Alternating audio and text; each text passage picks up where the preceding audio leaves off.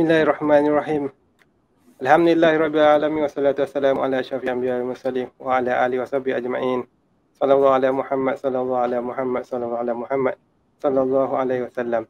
Assalamualaikum warahmatullahi wabarakatuh dan selamat sejahtera kepada semua sahabat-sahabat yang sedang menonton sembang Kopirasi kita pada malam ini, insya-Allah. Santai tapi berisi. Okey, alhamdulillah. Allah izin kita berjumpa lagi pada minggu ini. Sembang Kopirasi kita siri yang ke-11 dah. Persiaran secara virtual di Facebook dan YouTube Ansar Malaysia. Setiap hari Rabu jam 9.15 malam, insya-Allah. Jadi sebelum kita mulakan sembang Kopirasi kita pada malam ini, mari kita mulakan dengan bacaan umum kita Al-Fatihah. Auzubillahi minasyaitonir rajim. Iyyaka na'budu wa iyyaka nasta'in. Ihdinas siratal mustaqim, siratal ladzina an'amta 'alaihim ghairil maghdubi 'alaihim waladdallin. Alhamdulillah. So malam ni saya, Brother Aki dan sahabat monitor saya, Acik Edi. Assalamualaikum, Acik Edi. Waalaikumsalam. Baik, alhamdulillah. Kimi apa khabar? Alhamdulillah, baik. Bersama kita, panel utama kita, Ustaz Nur Azman. Apa khabar Ustaz? Alhamdulillah sihat, insya-Allah. Alhamdulillah. So malam ni, insya-Allah kita akan membincangkan rentetan daripada topik pada minggu lepas, hakikat hidup bersama Taifah Mansurah. So insya-Allah pada malam ini, kita akan membincangkan jalan-jalan kemenangan Taifah Mansurah. Taifah Mansurah yang kita ketahui satu kelompok di mana akan dibantu oleh Allah SWT yang telah dijanjikan kemenangan di akhir zaman. So bagaimana kita nak kaitkan Taifah Mansurah dengan kebangkitan di akhir zaman, insya-Allah kita akan sama-sama kupas pada malam ini. Jadi sebelum tu saya menyeru kepada semua sahabat-sahabat kita yang sedang menonton, share, pakat-pakat share, like dan tag sahabat-sahabat yang lain, insya-Allah. Jadi mungkin ada sahabat-sahabat kita yang setia menonton daripada awal siri yang mula-mula tu, yang mana kita dah ajukan pelbagai soalan kepada panel utama kita. Jadi mungkin ada sahabat-sahabat yang nak bertanya soalan ataupun nak bagi cadangan, insya-Allah boleh tulis dekat ruangan komen. So nanti insya-Allah kita akan baca dan kita akan ajukan pada dalam siri-siri yang akan datang, insya-Allah. Jadi tanpa membuangkan masa, saya teruskan dengan soalan kita yang pertama kepada panel utama kita, Ustaz Azman. Jadi kita telah membincangkan keberkenaan dengan hidup bersama Taifah Mansurah. Seperti kita perlu kepada kefahaman yang jelas dan benar. Ittiba'ul Rasulullah sallallahu alaihi wasallam dalam segala aspek. Perjuangan yang komprehensif, perlu kepada adat yang sempurna dan sebagainya. Jadi apa pandangan Ustaz berkenaan dengan realiti Taifah Mansurah pada abad 21 ni? Dan apakah petunjuk Nabi SAW berkenaan gerakan kebangkitan di akhir zaman ni. InsyaAllah, silakan Ustaz. A'udzubillahi minasyaitonirrajim. Bismillahirrahmanirrahim. Alhamdulillah. Wassalatu wassalamu ala Rasulillah. Qala rabbi shrah li sadri wa yassir li amri wahlul 'uqdatam min lisani yafqahu qawli. Rabbi zidni ilman, amma ba'd. Assalamualaikum warahmatullahi wabarakatuh. Kepada sekalian yang dikasihi brother Aki kita, yang dikasihi Acik Edi. Hari ini kita ada dua moderator, Kak Su dengan Mariam tak dapat bersama. Alhamdulillah. Mudah-mudahan kita akan diberikan barakah pada malam ini. Jadi pada malam ini tajuk kita ialah macam mana kita jalan-jalan nak dapatkan kejayaan, atau macam mana Taifah Mansurah ni boleh berjaya lah, bahagia mengikut apa yang telah digambarkan oleh sirah Rasulullah SAW, juga oleh sunnah Nabi SAW. Jadi yang pertama sekali berkenaan dengan Taifah Mansurah di abad 21 ni, Nabi SAW telah menggambarkan kepada kita tentang bagaimana setiap 100 tahun. Hadis ini mungkin semua dah faham, dah tahu, mungkin dah hafal kan. Innallaha yab'asu li hazil ummah ini. Dan hadis yang berkenaan dengan akan ada satu kebangkitan ke atas umat ini, di atas kulli setiap 100 tahun. Yang mana ada orang yang akan manjujadidu laha dinaha, orang yang akan mentajdikan, orang yang akan memperbaharui agama pada agama itu. Jadi hadis ini menggambarkan kepada kita bahawa bagaimana akan berlaku satu bentuk kebangkitan setiap 100 tahun. Kurang lebih 100 tahun lah kalau kita kira sekarang. Dan kita tahu bahawa tahap yang paling rendah, yang paling minima yang berlaku kepada umat Islam ini setelah jatuhnya Osmaniyah pada tahun 1922, 1924. Yang 24 tu Amirul Mukminin dicantas lah. Dan kita juga mengetahui bagaimana, kalau kita tengok bagaimana digambarkan Imam Al-Banna rahimahullah, Syahid Imam Al-Banna rahimahullah, digambarkan bahawa sebenarnya boleh melihat kepada kepimpinan umat, kepimpinan umat yang ada pada sepanjang zaman. Pada mulanya kepimpinan umat ini berada di tangan orang-orang timur. Orang timur ni di sebelah kita lah, di sebelah Middle East, di sebelah kita. Kalau tengok Nabi-Nabi pun banyak daripada sebelah kita. Nabi Nuh pun digambarkan asalnya daripada sebelah kita. Jadi ada bukti-buktinya lah. Malahan kemungkinan besar sebelah timur ni bermula tamadun-tamadun yang besar.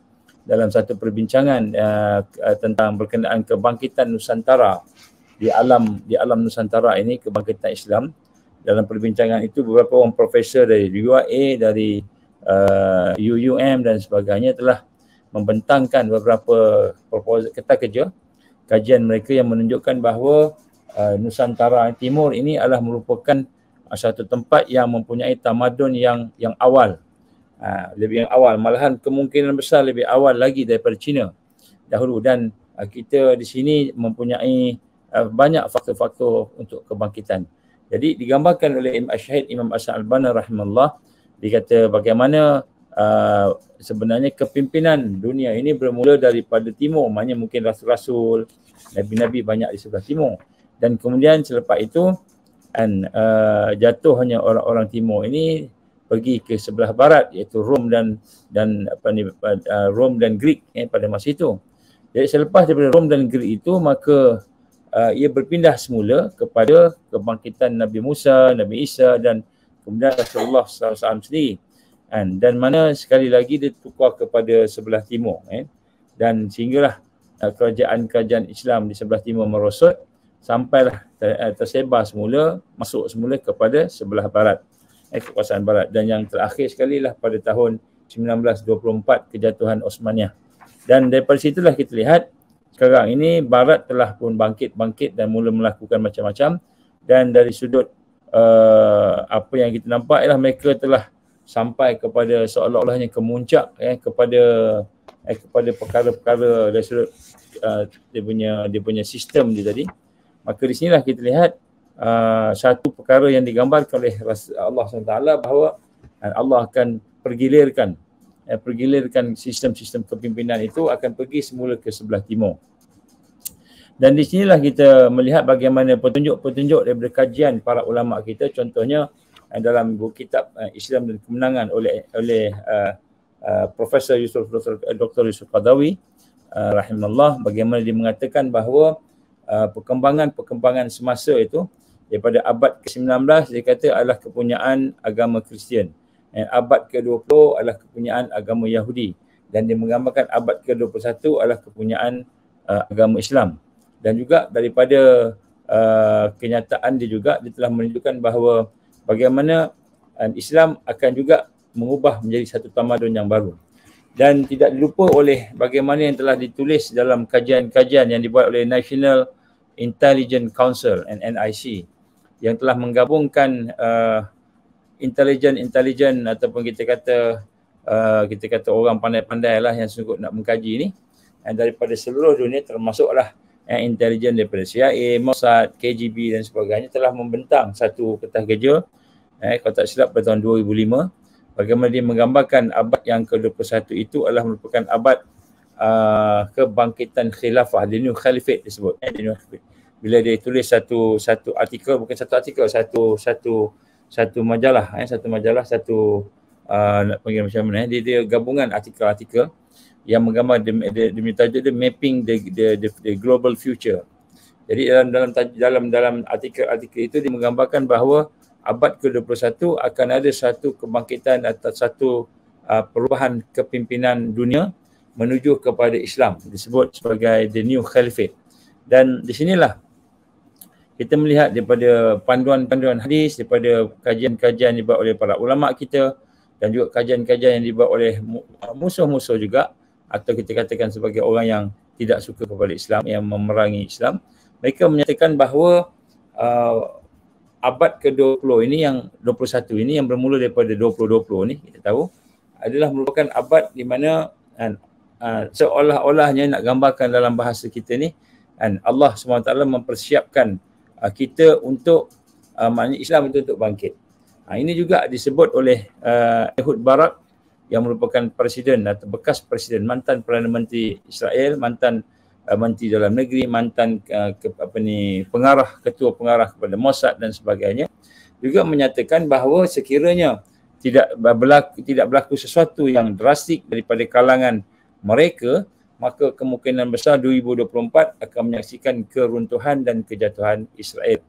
Henry Kissinger juga menyebut begitu, digambarkan bahawa in 10 years Israel will cease to exist. Dia menyatakan dalam satu ucapannya di New York pada masa itu bersama-sama dengan wartawan-wartawan, dan digambarkan in 10 years dia kata 2012 maknanya 2022 lah Israel akan habis. Jadi mereka semua meramalkan, menjangkakan daripada kajian-kajian mereka bahawa Islam akan bangkit. Oleh itu bila kita melihat tentang perkara-perkara kajian yang dibuat oleh mereka ini ataupun orang yang termasuklah para alim kita, para ulama kita, menunjukkan bahawa suasana dan realiti Taifah Mansurah yang berada pada zaman ini adalah merupakan satu suasana yang mana mereka diberikan oleh Allah kekuatan untuk kebangkitan. Dan inilah kita merasakan bahawa sekiranya berlaku kebangkitan, wallahu a'lam bila, tetapi dalam masa yang terdekat ini, maka sudah tentulah kita akan berhadapan dua kemuncak. Yang pertama sekali, sebelum Taifah itu bangkit, dia akan menghadapi satu fasa, satu zaman di mana umat Islam akan berpecah. Kemuncak yang pertama ni, umat Islam akan berpecah sehingga kan tidak boleh digabungkan. Mungkin berlaku pembunuhan sesama Muslim, memboikot, mungkin berlaku orang Islam berperang dengan orang Islam sendiri dan sebagainya, sehingga tidak boleh nak disatukan.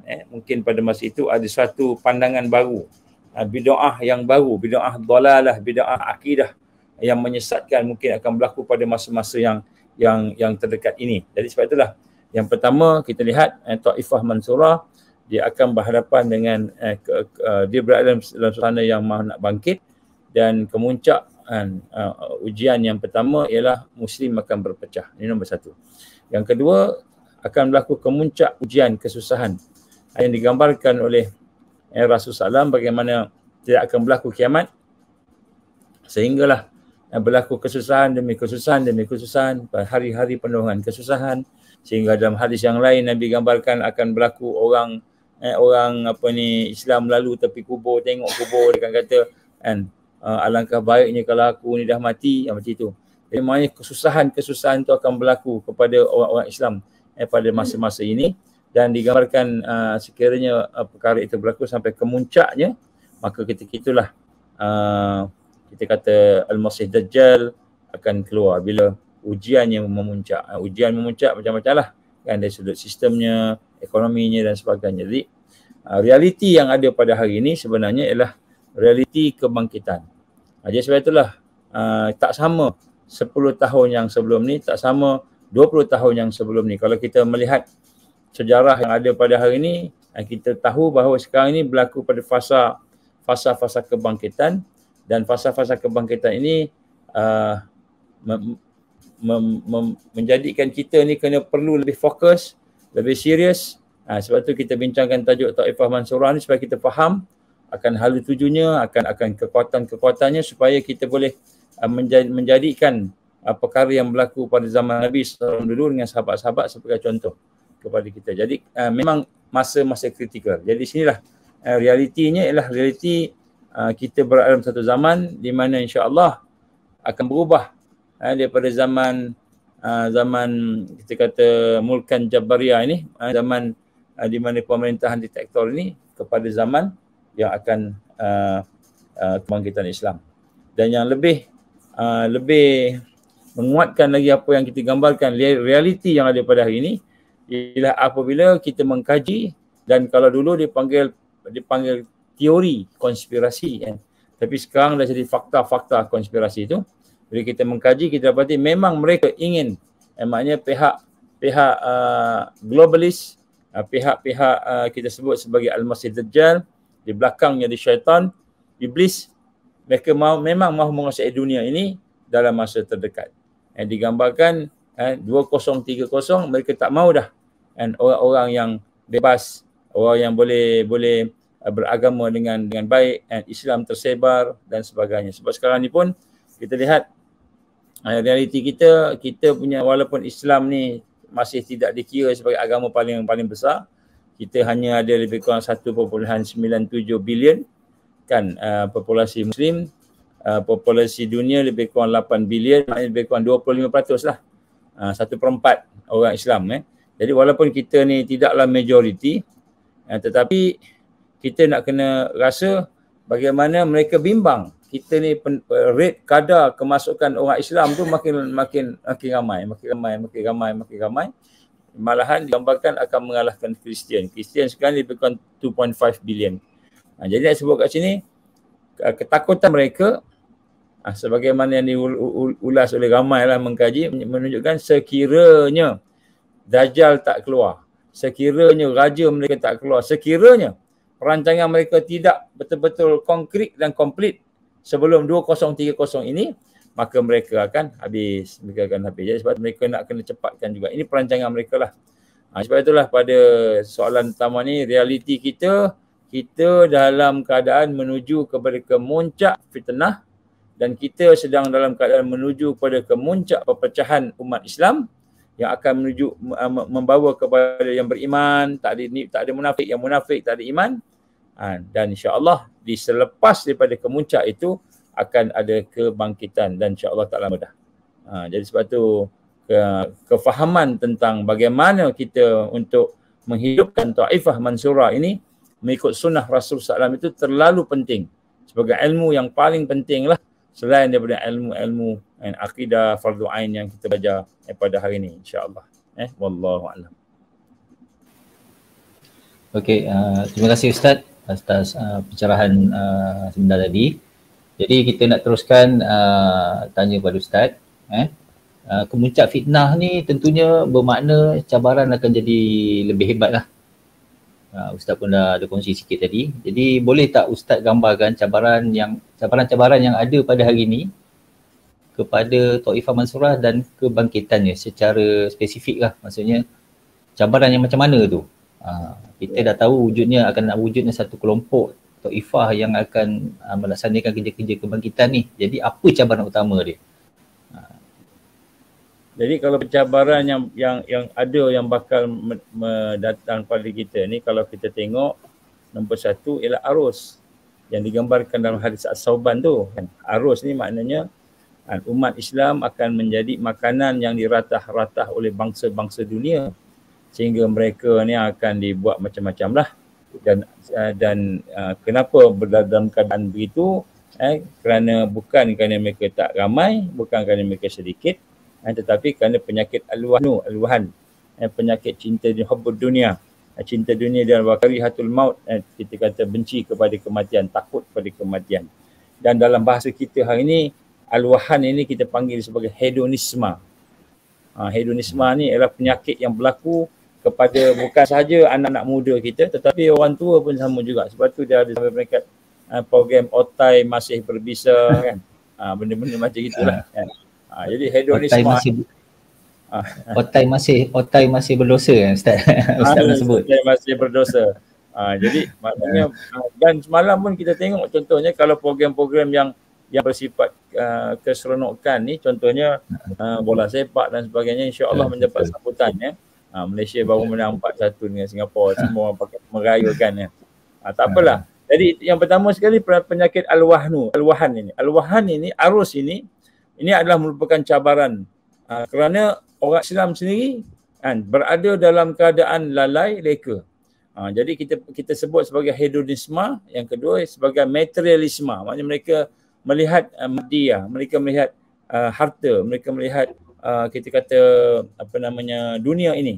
Jadi inilah yang menjadi penyakit yang ada kepada tubuh badan umat Islam. Ini cabaran nombor satu kepada umat. Yang mana daripada situ gaya hidup mereka telah menjadi satu gaya hidup yang pelbagai-bagai. Contohnya mulai daripada pergaulan bebas, pergaulan bebas sehingga dengan pergaulan bebas itu kepada pelacuran, berzina, dengan zina yang bebas, pelacuran yang bebas, kepada merempit, seronok merempit di jalan-jalan, lembah haram di jalanan, sehinggalah kepada korupsi dan rasuah di parlimen. Maksudnya daripada tepi jalan, tengah jalan, tepi jalan tu ada pula rumah pelacuran, sampailah ke parlimen penuh dengan korupsi dan rasuah. Ini tak termasuk lagi dengan kita sebut keruntuhan akhlak moral dari sudut penyimpangan salah laku seksual. LGBT ni nak masuk dah, nak jadi sebagai satu kita kata adat baru di negara kita ini. Jadi sebab itulah kita lihat bagaimana salah seorang daripada ulama yang mengkaji, Ibn Qayyim rahimahullah, contohnya menyebut bahawa antara fitnah akhir zaman ini dia terkait dengan syubhah dan syahwat. Syubhah dan syahwat dia kata. Dia sangkut paut dengan syubhah. Syubhah ni apa? Syubhah ni ialah rosaknya kefahaman. Rosaknya kefahaman yang ada pada masyarakat hari ini sehingga mereka mengambil amalan-amalan yang sesat. Ini arus. Ini kita cerita arus dulu. Jadi arus masyarakat macam tu. Jadi cabarannya merupakan masyarakat dalam keadaan tidur, dalam keadaan lena, dalam keadaan lalai leka, sehingga mereka telah mengambil kefahaman-kefahaman yang sesat. Akidah yang sesat seperti kita sebut liberal, pluralisme, begitu juga dengan sekularisme dan sebagainya. Jadi banyak lagi lah. Dan juga bukan saja masyarakat biasa, orang Islam tadi, tetapi juga terlibat di kalangan orang yang ada ilmu. Orang yang ada ilmu, paling tinggi ilmunya, PhD. Mungkin dia ada PhD di dalam ekonomi, tapi ekonomi yang dia faham riba. Ekonomi sistem yang dia faham ialah sistem riba contohnya. Jadi ini adalah merupakan perkara-perkara yang bersangkutkan syubhah, banyak sangat.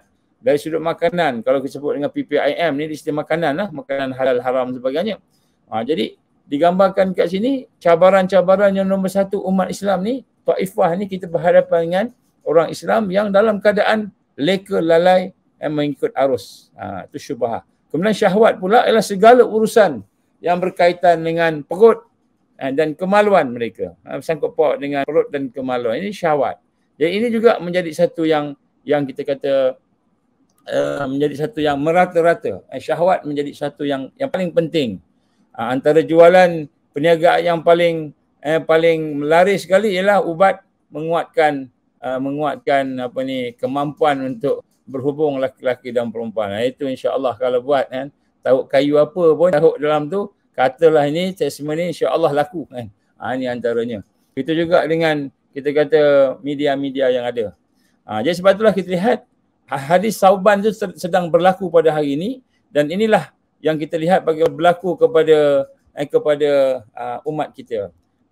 Daripada bila ada pesta hari tahun baru contohnya, dengan kita melihat zina yang merata-rata, di mana kondom disebarkan, sebar-sebar dan sebagainya, sampailah kepada di kalangan pelajar-pelajar kita yang belajar Islam, kononnya belajar Islam, tapi tak malu menyatakan bahawa Al-Quran itu perlu dikaji semula. Ini pun berlaku juga. Ini masalah-masalah yang ada pada hari ini, yang sebenarnya ini adalah merupakan perkara yang menyebabkan umat Islam hari ini menjadi makanan yang digambarkan oleh Rasulullah SAW, menjadi makanan oleh musuh-musuh. Banyak, ramai, tetapi bagaikan buih. Bagaikan buih. Jadi sebab itulah di antara orang yang ramai ini adalah juga keadaan-keadaan Taifah Mansurah tadi, yang mana kita berada dalam keadaan yang digambarkan sebagai agak tersepit kan. Tapi kita nak tengok satu lagi cabaran yang besar ni. Kalau kita dah kumpulkan semua tu kan, banyak lagi lah nak cerita yang akidahnya, yang ibadah sebagainya. Jadi kita lihat kita ni berhadapan dengan cabaran yang memuncak. Memuncak ni maknanya ujian kita ni nombor satu kan, kita tak tahu, tak kenal kan macam mana contoh-contoh yang baik, role yang ada, role model yang ada. Laqad kana lakum fi Rasulillahi uswatun hasanah. Tak kenal Nabi sungguh-sungguh. Yang kita tahu selawat aja. Selawat tapi kita tak kenal Nabi, tak sayang pun dekat Nabi. Ini berlaku juga. Orang yang nak Islam ni pula dia berlaku begitu.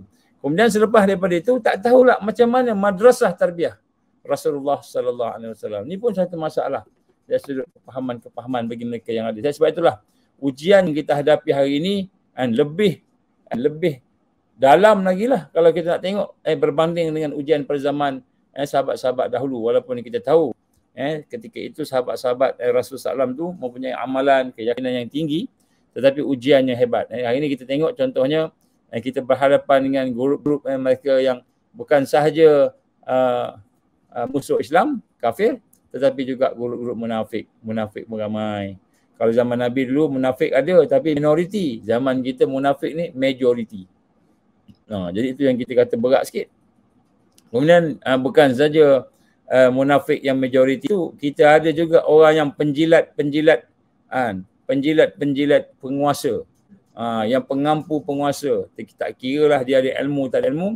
Ini pun ramai. Ulama usuk pun ramai zaman kita. Kalau zaman Nabi dulu tak ada ulama usuk ni. Zaman Nabi dulu semua ikut Rasulullah sallallahu alaihi wasallam. Kalau ada orang munafik yang nak buat sesuatu, contohnya Masjid Dirar. Masjid Dirar dibina oleh golongan munafik untuk nak memecah belahkan umat Islam. Jadi ada wahyu Allah, ada Rasul SAW, maka Masjid Dirar boleh dibakar. Hari ini tak boleh. Hari ini tak dalam keadaan yang kalau dia nak buat apa pun nampak elok. Dia boleh semayang, dia boleh menjadi imam, dia boleh macam-macam dia boleh. Jadi kita lihat hari ini kesusahannya itu lebih mencabar lagi. Tambahan dengan ketiadaan Rasulullah SAW sama kita, lagilah mencabar. Tapi bukan alasan. Tapi nak sebut sini, bukan saja kita ada munafik yang majoriti. Zaman Rasulullah SAW dulu munafiknya minoriti. Kan, zaman kita munafiknya majoriti. Kufurnya kuat. Sistem kekufuran tu kuat. Dia menguasai kita. Dan di samping itu ada juga di kalangan mukmin, orang beriman.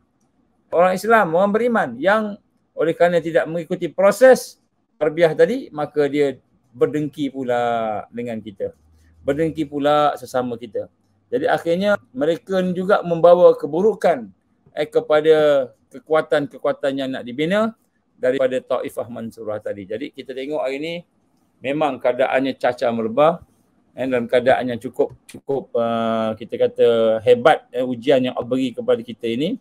Dan sebab itulah kita nak kena tengok semula bagaimana keadaan-keadaan itu sebenarnya menyebabkan kita ni lebih matang lagi. Walaupun kita nampak macam tak elok, tapi sebenarnya dia merupakan satu proses untuk membina kekuatan kita, insya-Allah. Sebab tu Kan orang yang duduk zaman ni yang betul-betul nak proses, nak bina diri dia tadi, maka Nabi gambarkan insya-Allah dia akan mendapat 50 kali ganda kan dari ganjarannya daripada kan sahabat-sahabat tadi. 50 kali ganda ni bukanlah satu yang sedikit kan, tetapi itu adalah rahmannya Allah, rahimnya Allah, kasih dan sayang Allah pada kita dibagi kepada kita tentang perkara-perkara yang berbentuk dan kekuatan tadi insya-Allah. Sebab tu kita yang berada dalam Taifah Mansurah, kalau kita nak berada dalam Taifah Mansurah, kita nak membina Taifah Mansurah, maka hendaklah kita sama-sama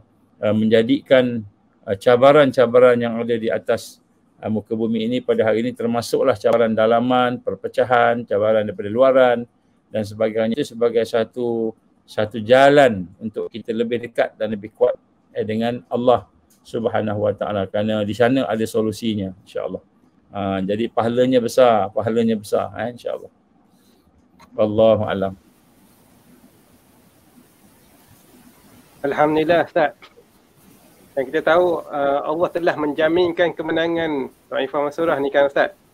Kalau kita tengok balik zaman Rasulullah sallallahu alaihi wasallam, bagaimana Rasulullah sallallahu alaihi wasallam membentuk asas, membentuk kekuatan gerakan baginda sendiri. Hingga akhirnya terbentuk sebuah negara Islam yang unggul, yang bermula di Madinah Ustaz. Ya. Silakan Ustaz. Baik, alhamdulillah. Jadi bila kita melihat cabaran yang besar tu kan, cabaran di setiap aspek. Kalau kita ni, diri kita satu cabaran, ada kesusahan dengan sahabat-sahabat satu cabaran, dengan keluarga pun ada satu cabaran dan sebagainya lah. Maka kita nak tak nak kita kena kembali kepada apa yang telah ditunjukkan oleh Rasulullah sallallahu alaihi wasallam. Kita terpaksa, tak boleh. Kalau kita nak cari model lain, cara lain, tak ada. Dalam Islam disebut ittibaul Rasul sallallahu alaihi wasallam. Kita kena ikut Rasul sallallahu alaihi wasallam. Dan apa yang digambarkan oleh Allah Subhanahu Wa Taala kan, bagaimana keadaan Nabi sallallahu alaihi wasallam adalah merupakan keadaan yang terbaik. Saya bacakan beberapa ayat di sini yang Allah gambarkan, contohnya surah Al-Fathu ayat 29. Muhammadur Rasulullah wallazina ma'ahu asyiddahu 'alal kuffar ruhama'u bainahum. Jadi Nabi Allah gambarkan dalam ayat ini bagaimana Muhammad itu adalah Rasulullah. Muhammad itu adalah utusan Allah. Dan orang-orang yang bersama-sama dengan dia kan, asyiddah ni keras, ataupun kita kata tegas. Tegas dengan orang-orang yang bukan Islam, yang kufar, orang-orang yang bukan Islam. Maknanya dia tidak bertolak ansur dari sudut kan akidahnya, ibadahnya, dari sudut pengabdiannya kepada Allah, dia tidak bertolak ansur. Jadi digambarkan sini bagaimana mereka ni menjaga keaslian apa yang telah dibawa oleh Rasulullah sallallahu alaihi wasallam. Tapi bersama orang beriman ruhama bainahum. Tapi dengan orang-orang yang beriman tadi, sesama mereka berlemah lembut. Jadi kita tengok hari ni lah. Kita nak kena berlemah lembut dengan sahabat-sahabat kita, dengan ahli keluarga kita, supaya kita dapat mencontohi. Kemudian yang penting sekali, contoh kenapa kita kena ikut contoh dia ni, ataupun kita kata sahabat-sahabat ni, Allah gambarkan dalam surah At-Taubah ayat 117, kita tengok laqad taballahu 'alan nabi wal muhajirin wal ansar alladzina ittaba'uhu fi sa'atil usra. Subhanallah. Ini Allah gambarkan sungguh-sungguh. Dan Allah Subhanahu taala telah menerima taubat nabinya, orang-orang muhajirin dan orang-orang ansar yang mengikut Nabi dalam keadaan masa kesulitan. Ini ayat ni menggambarkan contohnya ketika peperangan Tabuk. Peperangan Tabuk ni jauh perjalanannya, panas terik kan, tapi daripada peperangan Tabuk itu rakyat ataupun kita kata sahabat yang ada pada masa itu bersama-sama menggembeling infak. Kalau kita tengok Sayyidina Abu Bakar As-Siddiq radhiyallahu an infak seluruh harta dia, Umar separuh harta dia, Osman hampir separuh harta, tapi banyak sangat. Dan begitu juga dengan lain, sehingga Allah gambarkan laqad taballah, maka Allah menerima taubat mereka, menerima dan Allah redha kepada mereka. Jadi digambarkan dalam ayat ini mufassirin kita 30,000 tentera-tentera Islam yang bergerak menuju ke Tabuk itu, Allah ampunkan dosa mereka, Allah redha pada mereka. Sebab itulah dalam ayat yang lain pula, laqad radiyallahu 'anil mu'minin iz yubayyi'unaka tahta asy-syajarah. Dan Allah gambarkan sesungguhnya Allah telah redha dan orang-orang yang beriman yang mana ketika mereka telah melakukan bai'ah, janji setia dengan Rasulullah SAW di bawah sepohon pokok. Jadi di sini kita lihat bagaimana kita perlu mengikuti para sahabat Rasulullah SAW, kena ikut apa yang digambarkan tadi. Kerana itulah kita gambar kat sini bagaimana satu ketika dulu kita tengok Rasulullah SAW telah menunjukkan contoh, kita kena follow. Ini maksudnya. Kita nak bina asas-asasnya, kita kena kembali kepada macam mana Nabi membina yang ada, yang lain.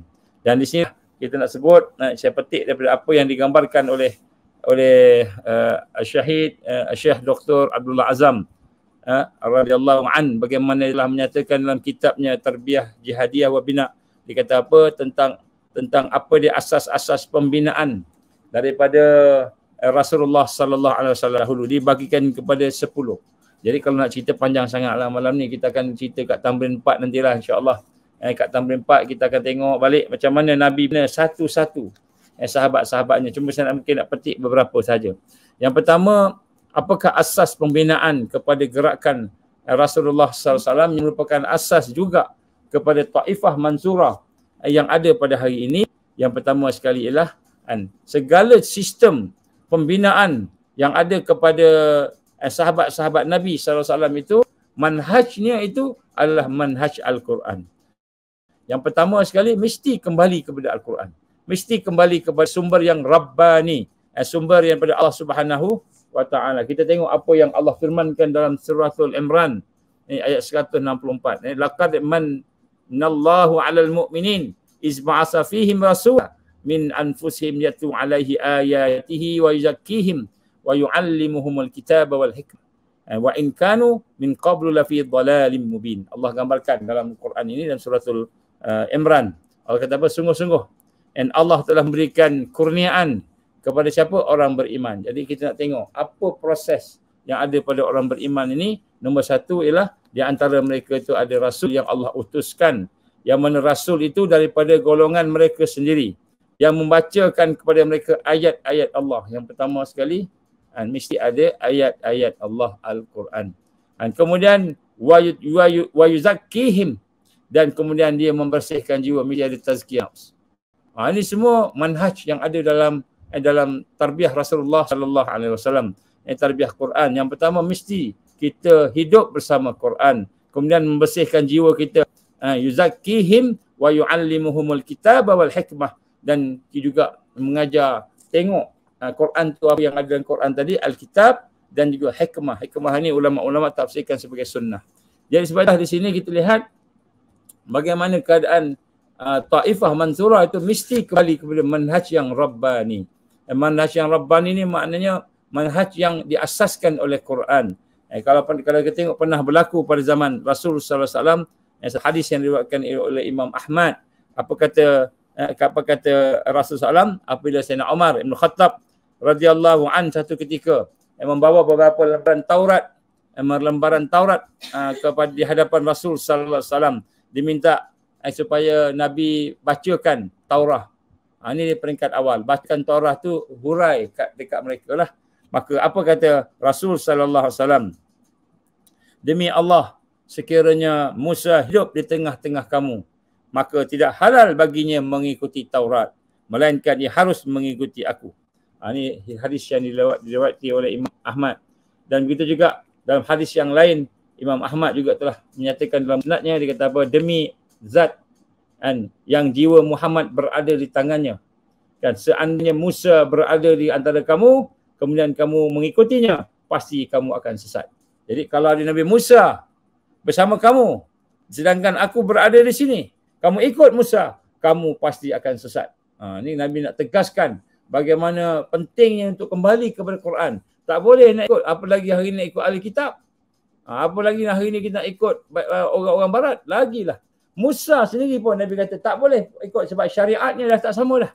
Ketahuilah, kata Rasul SAW, sesungguhnya kamu adalah sebahagian daripada aku di antara umat-umat yang lain, dan aku adalah bahagian daripada kamu di antara nabi-nabi yang lain. Jadi Nabi gambarkan bahawa untuk kita kembali kepada membina kekuatan tadi mesti kembali kepada manhaj Rabbani, iaitu Al-Quran dan hikmah atas sunnah Rasulullah sallallahu alaihi wasallam. Jadi sebab tu hari ini kalau kita tengok, kalau kita nak bina kekuatan kita, maka wajib kita kembali kepada apa yang digambarkan oleh Allah SWT tadi, kepada Al-Quran. Ini nombor satu. Ini asas. Sebab tu kita kena hidupkan Al-Quran. Kita kena baca Al-Quran dan kita sebut dah, kita kena dekati tafsir-tafsir ni dan sebagainya, insya-Allah. Jadi dalam Ansar kita nak sahabat-sahabat kita kalau sungguh-sungguh serius lah nak duduk bersama Taifah Mansurah, kita kena latih diri kita supaya sama-sama mengikuti apa yang telah dibawa oleh Rasulullah sallallahu alaihi wasallam. Yang kedua, Nabi sallallahu alaihi wasallam telah menjadikan asas kehidupan sahabat-sahabat ikhlas. Mesti ikhlas. Maknanya Quran nombor satu, sunnah nombor dua, hikmah daripada Quran. Yang kedua mesti ikhlas. Iaitu Nabi memurnikan, Nabi membersihkan dakwah yang dibawa oleh baginda itu daripada kepentingan duniawi. Jadi yang kedua ni, kita mesti duduk dalam suasana al-ikhlas. Tidak berharapkan kepada manfaat-manfaat yang sementara. Sebagaimana yang telah digambarkan dalam surah Asy-Syu'ara ayat 127, apa Allah gambarkan kepada kita? Wa ma as'alukum 'alaihi min ajrin in ajriya illa 'ala rabbil alamin. Allah gambarkan kepada kita, dan sekali-kali aku tidak mahu upah, tak minta upah kepadamu dengan dakwah ini. Kita bagi dakwah, kita tak minta upah. Upahku hanyalah daripada Rabbul Alamin, daripada Tuhan semesta alam ini. Jadi ayat ini disampaikan oleh semua nabi-nabi. Semua para nabi, Nabi Nuh, Nabi Hud, Nabi Saleh, Syuaib dan sebagainya. Dalam jiwa mereka dan juga Rasulullah sendiri, dalam jiwa mereka, dalam fikiran mereka, hanyalah mereka ingin membina satu kekuatan, ud'u ilallah, mengajak manusia kepada Allah dengan ikhlas. Kalau kita berjuang dengan ikhlas. Apa maksud ikhlas? Hati kita tidak berhajat kepada dunia. Tidak berhajat kepada apa sahaja, melainkan mardatillah, redha Allah. Ini benda yang kita kena proses. Adakah kita akan dapat sesuatu daripada apa yang kita lakukan itu? Kan? Allah akan bagi. Kalau kita berusaha, Allah bagi contohnya. Tapi bukan itu jadi tumpuan kita. Bukan itu menjadi kita punya akar kita, asas kita. Kalau kita bekerja buat sesuatu, Allah bagi, jadi dapat. Kan? Kalau kita buat ladang, dapat makan, dapat minum, dapat buat sesuatu contohnya. Dapatlah kita kata untuk mungkin perbelanjaan, tetapi bukan itu tujuannya. Jadi sebablah dia tidak menjadikan bisnes sebagai objektif pertemuan. Sebab tu dalam hal hari ini, kalau ada dalam hati kita projek-projek dunia menjadi motivasi kita. Kenapa duduk bersama-sama dengan sahabat-sahabat ni? Bila duduk dengan sahabat ni, kita dapatlah projek-projek yang kita boleh buat sama-sama. Sekarang ni aku dah kena buang kerja. Aku dah tak boleh kerja dekat sistem, aku nak dapat sesuatu lah. Jangan ada sedikit pun dalam hati-hati kita hajat kepada dunia ini. Sebab inilah perkara yang telah dilalui oleh para sahabat dahulu. Para sahabat dahulu. Bukanlah maknanya kita akan jadi miskin. Sebab rezeki ni memang Allah dah tetapkan dah.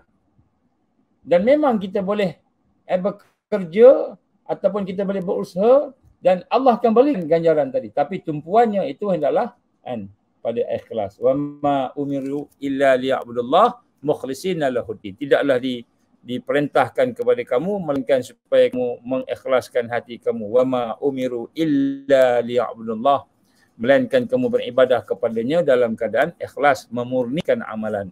Jadi ini adalah asas yang dibina. Yang mana daripada asas itu, maka barulah Allah Taala memberikan barakah, pertolongan dan sebagainya. Kerana kita buat sungguh-sungguh kerana dia. Sebab tu ketika keluarga Yasir, Sumayyah dan Ammar diseksa. Malahan sampai peringkat Sumayyah dibunuh, Yasir dibunuh.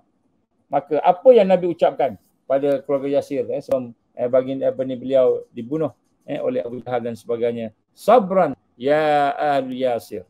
Sabarlah wahai keluarga Yasir, fa inna mau'idukumul jannah. Sesungguhnya tempat kamu dijanjikan syurga.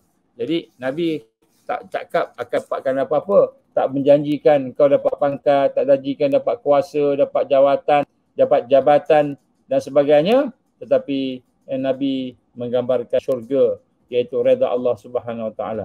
Begitu juga satu ketika apabila Bani Amir bin Sya'sya'ah, salah satu daripada kita kata kaum ataupun kumpulan etnik yang Nabi nak buat perjanjian, nak berbai'ah buat perjanjian.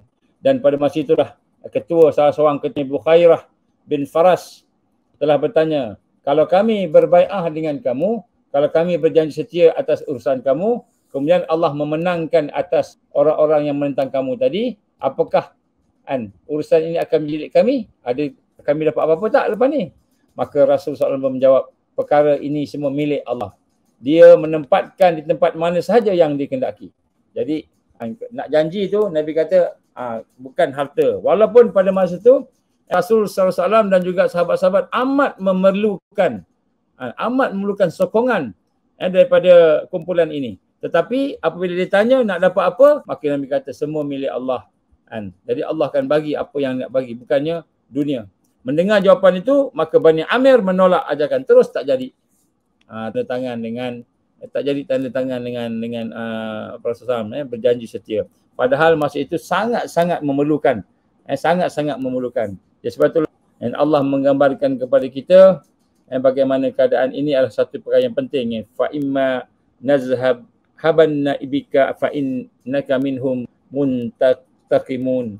Dan Allah gambarkan sungguh-sungguhnya jika kami memanfaatkan kamu sebelum kamu mencapai kemenangan itu, sesungguhnya kami akan menyeksa mereka di akhirat nanti, atau kami akan memperlihatkan azab yang telah kami ancamkan kepada mereka. Jadi Nabi SAW memang menyatakan bahawa kalau nak berjanji, nak bekerjasama dengan dia, yang dijanjikan hanyalah jannah, syurga ataupun pertolongan Allah, redha Allah tadi. Begitu juga dalam Bai'atul Aqabah, dalam janji setia Aqabah yang kedua dengan golongan Ansar. Jadi apakah yang dijanjikan dengan golongan Ansar dalam Bai'atul Aqabah?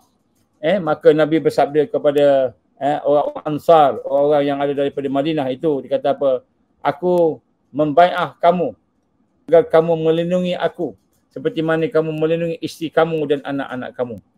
Jadi Nabi kata, aku nak kamu janjilah supaya melindungi aku, maknanya protect Nabi dan protect bagaimana kamu protect keluarga kamu. Maka mereka menjawab, orang Ansar menjawab, apa yang kami dapat ya Rasulullah? Bila kami tolong kau ya Rasulullah tu, Islam dan sebagainya, apa yang kami dapat jika kami memenuhi bai'ah ini? Maka dijawab Rasulullah, jannah. Itu sebut jannah je. Maka orang Ansar berkata, jual beli yang menguntungkan. Kami tidak akan membatalkan dan tidak akan minta dibatalkan. Jadi orang Ansar kata, inilah jual beli yang menguntungkan. Sebab tolong Nabi je, dapat jannah. Dapat jannah. Jadi yang kedua ni ialah Al-Ikhlas. Saya teringat satu kes berlaku. Dia cerita oleh Mustafa Masyhur rahimahullah, bagaimana ketika mereka diseksa di dalam penjara pada tahun 1948-1951. Ketika negara Israel ditubuhkan. Jadi sebahagian daripada saudara-saudara kita daripada Ikhwanul Muslimin pada masa itu ditangkap, termasuklah Syekh Mustafa Masyhur rahimahullah meninggal syahid. Dia kata apa? Ketika kami diseksa, masuk dalam penjara, maka kami diseksa. Kami diseksa pada masa itu. Maka dia kata pada masa itu banyak perkara yang berlaku. Di dalam tu ada di kalangan mereka yang dipukul, dikurung, ada dalam kalangan mereka yang ada seorang sahabat tu dia kata keluar je ditangkap, setelah ditangkap masuk ke penjara yang gelap gelita. Penjara yang gelap gelita yang tak ada apa-apa. Tak ada cahaya sampai berapa lama. Kemudian dia pun kata malam-malam tu maka dia orang akan dengar kat dinding penjara tu, dia akan dengar, dia akan ketuk, dia akan dengar sahabat sebelah, siapa sahabat sebelah ni kan. Maka masing-masing sahabat akan tanya, dia akan cakap, kamu, saya lah Mustafa Masyhur, kamu siapa, sekian. Maka dia kata, ada apa masalah ke, kamu teruk ke, sakit ke, cedera dalam penjara ni kan, kamu ada apa, kena pukul, kenapa ke? Maka ada yang mengadu, tadi kami kena pukul, tadi kami kena buat sekian dan sebagainya. Maka dia pun mencatat, sesungguhnya kata dia, kata Mustafa, ni dalam syurga, dalam penjara. Sesungguhnya kata Nabi Musa AS telah menghabiskan 10 tahun atau 8 buat 8 pekerjaan untuk mahar perkahwinan dengan anak Nabi Shu'aib, kata dia. Anak Nabi Shu'aib kan 8 tahun itu nak kahwin dengan anak Nabi Shu'aib. Habis dia kata maka berapa tahun agaknya yang perlukan kita untuk mendapat mahar bidadari dalam syurga Allah. Berapa puluh tahun agaknya yang kita dapatkan mahar redha Allah, mendapatkan redha Allah Subhanahu Wa Taala. Sesungguhnya hukuman yang kita kena ni, penjara yang kita duduk ni, siksaan yang kita sakiti ini hanya adalah merupakan sangat kecil berbanding dengan apa yang Allah nak bagi pada kita. Inilah gambaran yang ada pada sahabat-sahabat ikhwan pada masa itu yang dipenjara, sehingga mereka bertanya masalah, ada masalah ke, ada sakit ke, ada apa ke. Bila seorang kata sakit, kena cabut kuku, seorang kena pukul, kena tumbuk, seorang duduk tempat gelap, tak ada cahaya, langsung bergelap gelita sepanjang masa, macam-macam siksaan. Maka mereka akan mengingatkan bahawa apa pun yang berlaku, yang Allah berikan tadi, kan, hanyalah merupakan perkara yang kecil berbanding dengan jannah, berbanding dengan syurga Allah, berbanding dengan kita kata redha Allah Subhanahu Wa Taala. Maka pada masa itulah sahabat-sahabat merasa kecil sangat apa yang aku habis kecil. Maka kata seorang sahabat, digambarkan dalam perbincangan mereka tu dalam penjara, dia kata kan, aku dicampakkan ke dalam satu bilik yang gelap gelita, dia kata tak ada apa cahaya. Tiba-tiba aku merasakan bahawa aku sudah berada dalam alam barzah, dalam kubur. Aku merasakan aku sedang hadap Allah Subhanahu Wa Taala yang akan menghisap aku, yang akan menilai sembahyang aku, menilai segala-galanya. Akhirnya aku merasakan, ya Allah, aku tak mampu sembahyang, aku tak khusyuk, dan sedekah aku tak ikhlas, ya Allah, aku serba kekurangan. Maka dia pun merayu pada Allah, minta keampunan. Kemudian dibebaskan. Lepas tak lama, berapa tahun dibebaskan, yang bebas. Maka dia kata, ya Allah, sesungguhnya engkau beri aku peluang untuk berjuang lagi, untuk berkhidmat, untuk baiki lagi. Yang dulu sembahyang tak khusyuk, yang dulu derma tak ikhlas, engkau bagi peluang. Inilah perkara yang berlaku, merupakan tarbiyah yang telah ditunjukkan oleh Rasulullah SAW kepada sahabat-sahabat tadi. Nak berjanji setia, apa janjinya? Bukan Nabi kata kaya, bukan Nabi kata hebat dunia ni, tetapi Nabi kata jannah.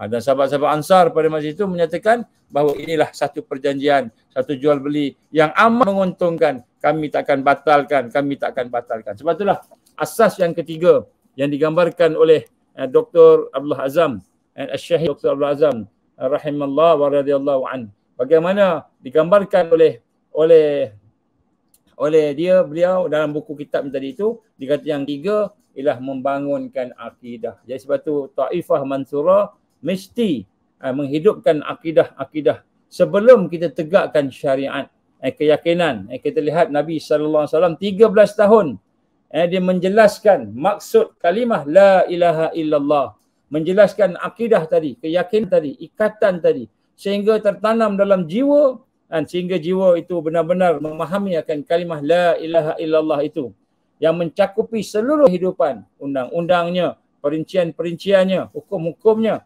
apa sahaja yang ada, semua ditegakkan di atas kalimah la ilaha illallah. Maka di sinilah kita lihat akidah itu menjadi asas kepada pembinaan Taifah Mansurah. Jadi asas, dia bukan hanya sekadar ilmu, tetapi sesuatu yang difaham, yang disadar, yang dihayati, yang dilaksanakan. Sebab itulah salah satu perkara yang dilakukan oleh mereka yang berada di atas jalan ini, ialah mereka bina semula kekuatan iman, sehingga akhirnya iman itu benar-benar membentuk kehidupan dalam seharian mereka, insya-Allah. Itu antara tiga lah perkara yang kita gambarkan. Yang pertama, mereka sentiasa hidup bersama Quran, faham Quran, bergerak bersama Quran. Ada masalah tengok Quran, hidup dia dengan Quran ni lebih daripada hidupnya dengan yang lain. Yang kedua, dibinanya ikhlas dalam jiwa-jiwa mereka, pemikiran mereka, supaya segala yang dilakukan ini benar-benar hanya mendapat keridhaan Allah. Yang ketiga, akidah itu dipertajamkan, diperdalamkan. Kalimah la ilaha illallah itu dihayati sungguh-sungguh. Dan kemudian ada lagi 7 lagi. InsyaAllah kita akan bincang dalam tamrin-tamrin yang program-program Ansar yang lain, insyaAllah. Wallahu a'lam. Okey, baik. Terima kasih Ustaz. Jadi kita dah faham asas-asas tarbiyah ni sendiri, dia sendiri perlu melalui dia ada manhaj dia sendiri yang kita kena ikut cara Rasulullah lah. Sebenarnya manhaj tarbiyah ni saya sendiri pun secara peribadi baru-baru ni je saya dengar. Sebelum ni memang tak pernah dengar. Jadi kita ialah sebab kita pun jauh daripada Nabi, tak ada contoh macam Ustaz beritahu tadi kan, kita tak ada contoh siapa yang kita nak ikut. Jadi sekarang ni kita kena usaha lah, kita kena cari siapa yang nak bawa kita ni supaya betul-betul berada dalam golongan Taifah Mansurah ni. Okey Ustaz, seterusnya. Jadi bagaimana pula baginda sallallahu alaihi wasallam membina kekuatan jamaah lah. Dan juga adakah kita sekarang ni Taifah Mansurah ni sama dengan kelompok sahabat-sahabat baginda? Boleh tak kita katakan macam tu? Jadi bagaimana Nabi, jadi apa yang kita nak tirulah, kita nak ikut. Apa asas pembinaan dia tu? Jadi kita sebut tadi salah satu daripada asas pembinaan kekuatan gerakan Rasul sallallahu alaihi wasallam itu adalah membina disebut kaedah salabah, iaitu kelompok-kelompok inti, generasi sulbah ataupun salabah. Jadi maknanya kelompok-kelompok yang di mana di dalamnya itu ada kekuatan-kekuatan. Jadi dia bukan ceramah je lepas macam tu. Ceramah lepas. Hari ni kita banyak penceramah, dipanggil penceramah 1000 umat, da'i 1000 umat. Kita ada pencetus ummah kita, tapi maknanya fokusnya kepada ceramah. Jadi dalam TV pun dia banyak ceramah je. Jadi sebenarnya Rasul SAW dalam membina kekuatan Taifah, gerakan Nabi tadi, harakah Nabi Rasul SAW tadi tu, dia bukan fokus kepada ceramah semata-mata. Ceramah penting, tapi bukan ceramah sahaja. Kalau zaman kita ni mungkin kita kena manfaatkan ceramah tu kan. Jadi di sini Nabi SAW membangunkan yang disebut kelompok, kaedah salabah, iaitu generasi sulbah, iaitu kelompok yang menjadi inti kepada pergerakan. Jadi maknanya kalau ada pergerakan Nabi tadi tu, ada gerakan tadi tu, dia ada dia punya orang-orang yang mana ada tokoh-tokoh yang berkualiti, contohnya Abu Bakar, Umar, Osman, Mus'ab, Hamzah dan lain-lain lah. Dan kemudian ada yang sebagainya dibina di Madinah, golongan Ansar dibina di Madinah. Jadi apakah yang dibangunkan? Bagaimana kelompok ini dibangun? Ini membina kekuatan tadi. Bagaimana mereka ni sebenarnya menjadi asas contoh kepada Taifah Mansurah, terutamanya di zaman kita ni. Yang pertama sekali adalah semua mereka itu duduk di dalam satu program pembinaan tarbiyah yang panjang. Itu panggil tulul dan ihtidam, iaitu satu penghayatan pembinaan yang lama, yang dibakar, digemblengkan macam itu kan. Jadi bukannya satu yang senang. Jadi sahabat-sahabat dulu bersama Nabi dulu bukan senang, bukan mudah. Ada makan, ada minum, ada apa semua kan. Susah belaka kan. Di mana baginda sallallahu alaihi wasallam telah menghabiskan masanya bersama-sama dengan sahabat-sahabat tadi itu diproses mereka dan membina kekuatan-kekuatan yang kita sebut antara itu yang sebut awal tadi. Dan di situlah akhirnya bila mereka telah dibina kekuatan akidahnya, ukhuwahnya sebagainya, maka barulah berlaku peristiwa hijrah. Contohnya pada satu ketika ada seorang Arab Badui.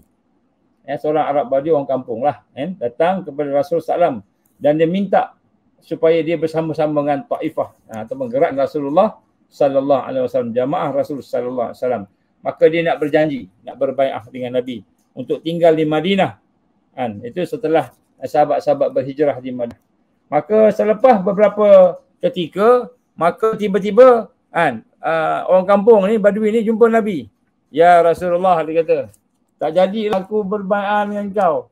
Tak jadi nak berjanji setia duduk sama-sama dengan kau. Kenapa? Kerana aku susah nak duduk ni. Dia ingat bila sama dengan Nabi senang. Kan rupanya susah kan, dia kata gitu. Maka dia nak memutuskanlah bai'ah dia, nak tolak tadi. Maka Nabi kata apa? Nabi tak boleh, kata tak boleh dah janji, tak boleh lari kan. Kemudian Nabi gambarkan Al-Madinah Kal-Kir. Madinah ini adalah sebagaimana prinsipnya sebagai peniup api yang membentuk besi, api yang membentuk besi, yang mana akan menghilangkan karat dan yang akan memurnikan besi tadi. Jadi yang pertama kata Nabi, memang duduk dalam taifah ni susah. Kita pun dah rasa dah susahnya, kita perlahan-lahan bina ni kan. Susah macam-macam lah. Kena ni, kena tu sebagainya. Ni tak ada kena ujian lagi, tapi dah macam susah. Jadi yang pertama sekali, sahabat-sahabat bersama dengan Nabi walaupun susah. Menggembelingkan tenaganya dan sebagainya walaupun dalam keadaan yang susah. Sebab tu kita kena faham bila sebut murabi ni ada 4 hak. Murabi ni ada 4 hak dan 4 hak ni juga murabi kena bagi kepada mutarabbi, orang yang dididik. Jadi sebab tu panggil murabi ni kena faham murabi ni ada 4 hak. Kena tunaikan 4 hak ni kepada orang yang kita kata murabi, dan murabi itu juga ada 4 hak yang dibagi kepada orang tersebut. Yang pertama, hak sebagai seorang ayah atau ibu dari sudut kasih sayang. Jadi kita mesti memberi kasih sayang kepada murabi juga mesti memberi kasih sayang kepada mutarabbi. Jadi asasnya kasih sayang. Sebagaimana ayah atau ibu sayang pada anaknya, apa pun dia buat, jahat macam mana pun, dia tetap nak tolong anak dia. Ini yang berlaku. Jadi yang pertama sekali hak dia sebagai seorang ayah. Sebagai ayah kepada anak ataupun ibu kepada anak tadi. Yang kedua sebagai seorang mu'alim. Mu'alim ni dalam memberikan ilmu. Jadi murabi ni dia ada juga hak untuk supaya dia memberi ilmu dan diterima ilmunya. Maksudnya mu'alim ni mesti ada ilmu lah mu'alim. Dia tak boleh orang yang biasa tak tahu apa-apa, tak pernah lalui tarbiyah.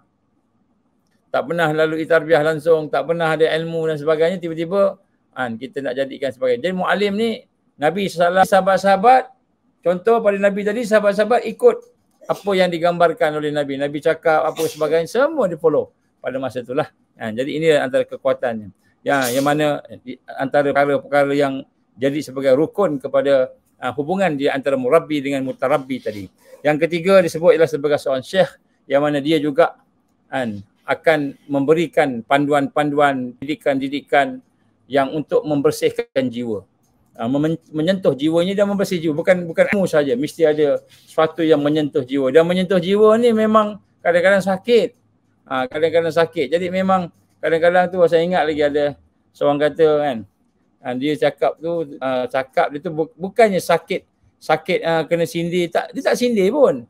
Tapi cakapnya tu hati tersentuh untuk nak memperbaiki diri tadi. Jadi dia juga ada hak sebagai seorang syekh dalam rangka untuk nak melaksanakan tazkiyah nafs, pembersihan jiwa. Yang keempat ialah sebagai komandan, komandan, pegawai, tentera, ketua dia, officer dia dalam rangka disiplin, untuk mendisiplinkan diri dia. Jadi 4 perkara ini adalah merupakan perkara yang digambarkan oleh Al-Banna rahimahullah sebagai perkara yang ada pada sahabat-sahabat dan pada Rasulullah sallallahu alaihi wasallam, menyebabkan sahabat-sahabat boleh melalui pembinaan. Jadi yang pertama sekali ialah pembinaan yang panjang. Pembinaan yang panjang. Ini asas. Yang kedua ialah pembinaan rohiyah dan mental. Rohani, jiwa, dan pembinaan mental, akal. Mental ni bukannya maknanya ilmu semata-mata, tapi akal. Dan pembinaan inilah yang digambarkan antara perkara yang terpenting. Contohnya ialah qiyamul lail. Ada qiyamul lail. Ada disebut mujahadah an-nafs. Ya ayyuhal muzammil qumil laila illa qalila. Ila akhir. Allah kata apa? Wahai orang muslim, Muhammad SAW tu, kan, bangunlah untuk solat pada malam hari, nisfahu awin qus minhu qalila. Sama ada kamu semayang sikit ataupun kamu semayang 1/2 ataupun kurang daripada 1/2 dan sebagainya. Jadi Allah gambarkan kepada kita tentang qiyam lail. Jadi gambar sini antara perkara yang dibina oleh sahabat-sahabat dulu, dibina oleh Rasulullah SAW kepada sahabat tadi itu ialah pembinaan spiritual. Diwajibkan qiyamul lail. Kita hari ni macam mana?